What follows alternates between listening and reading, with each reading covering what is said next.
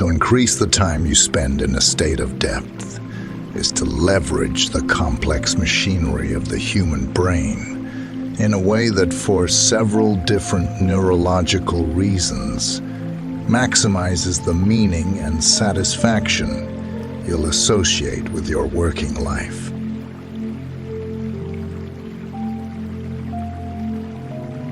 Non-cognitively demanding, logistical, style tasks often performed while distracted.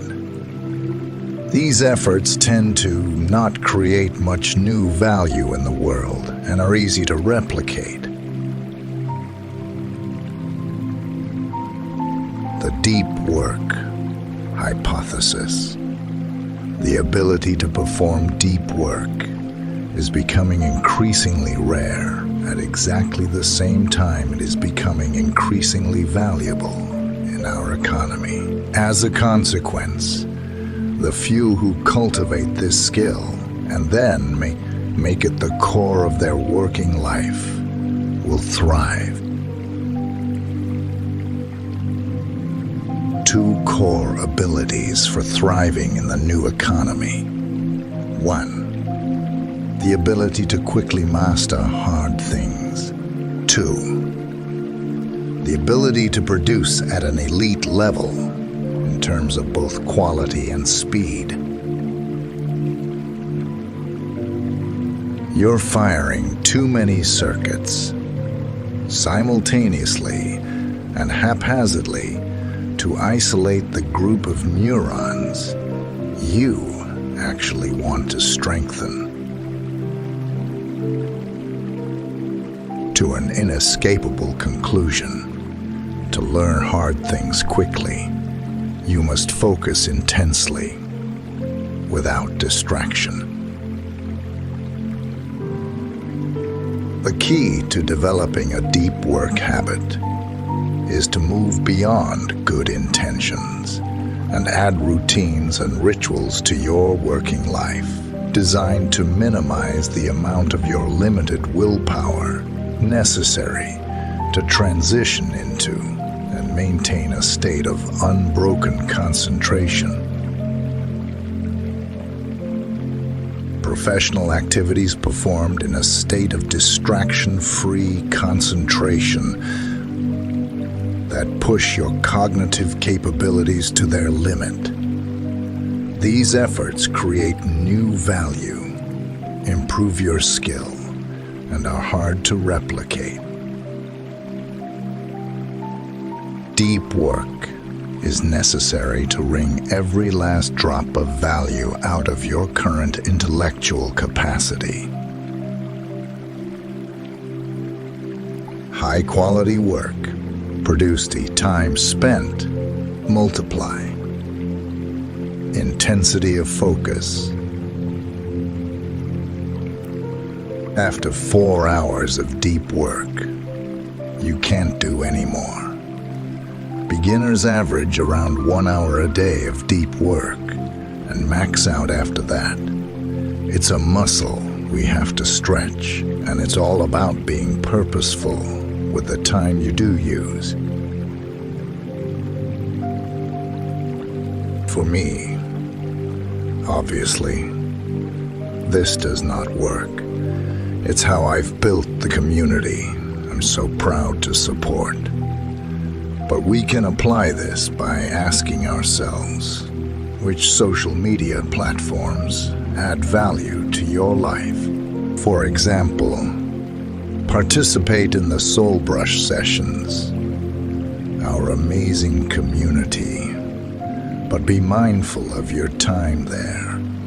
Go with a goal or a time limit. Don't let it take time from your art. Newport encourages you to drop all social media.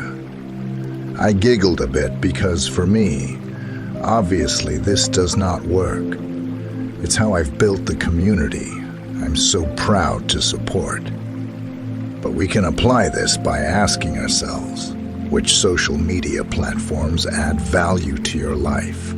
For example, Participate in the Soul Brush sessions, our amazing community, but be mindful of your time there. Go with a goal or a time limit. Don't let it take time from your art.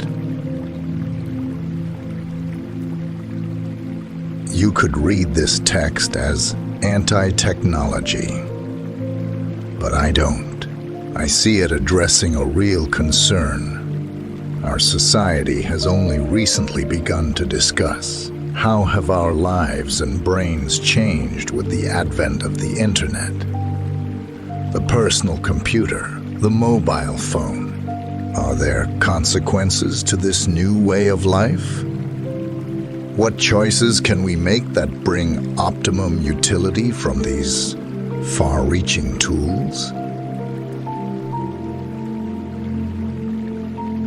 We have seen a shift in our culture as we begin to celebrate the artisan, a maker, which also means deep thinker.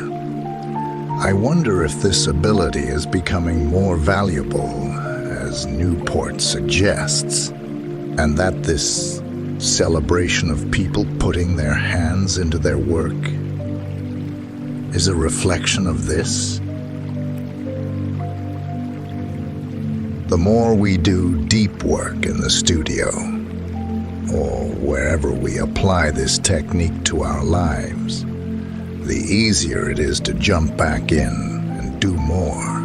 As I mentioned before, this is a muscle that needs our attention and practice to grow. Deep work lets you learn complicated things quickly. But you need time. That is without interruption for your brain to ruminate.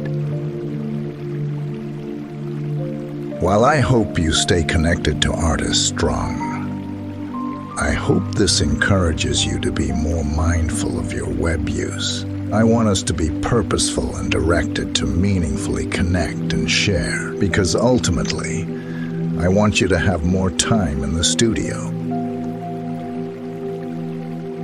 Research by Erickson suggests, we argue that the differences between expert performers and normal adults reflects a lifelong period of deliberate effort to increase performance in a specific domain.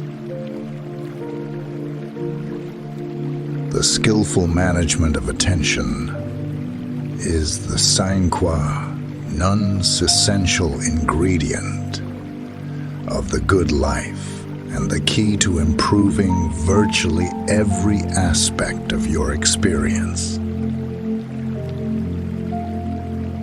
The meaning of such efforts is due to skill and appreciation inherent in craftsmanship, not the outcomes of their work. The more we can enjoy the moment of creation, the more we focus on enjoying the act of creation, the more deep work is naturally part of our lives. I mention the example of professors because they're somewhat exceptional among knowledge workers, most of whom don't share this transparency regarding how well they're doing their job. To produce at your peak level, you need to work for extended periods with full concentration on a single task, free from distraction. Unless your talent and skills absolutely dwarf those of your competition, the deep workers among them will outproduce you. Deep work, therefore, is key to extracting meaning from your profession. It follows that to embrace deep work in your own career and to direct it toward cultivating your skill is an effort that can transform a knowledge work job from a distracted, draining obligation into something satisfying, a portal to a world full of shining, wondrous things. Our technologies are racing ahead, but many of our skills and organizations are lagging behind. And when only a human will do, improvements in communications and collaboration technology are making remote work easier than ever before, motivating companies to outsource key roles to stars, leaving the local talent pool underemployed.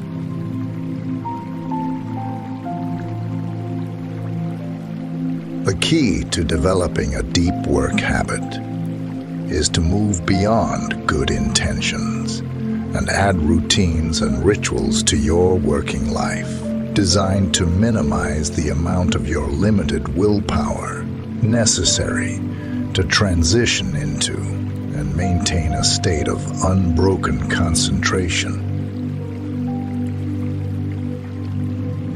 Deep work. Professional activities performed in a state of distraction-free concentration that push your cognitive capabilities to their limit. These efforts create new value, improve your skill, and are hard to replicate.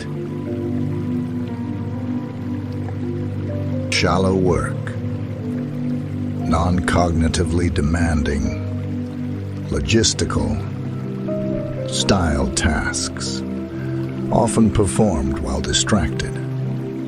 These efforts tend to not create much new value in the world and are easy to replicate. Show your support by liking this video and subscribing to Sacred Scribes for regular inspiration.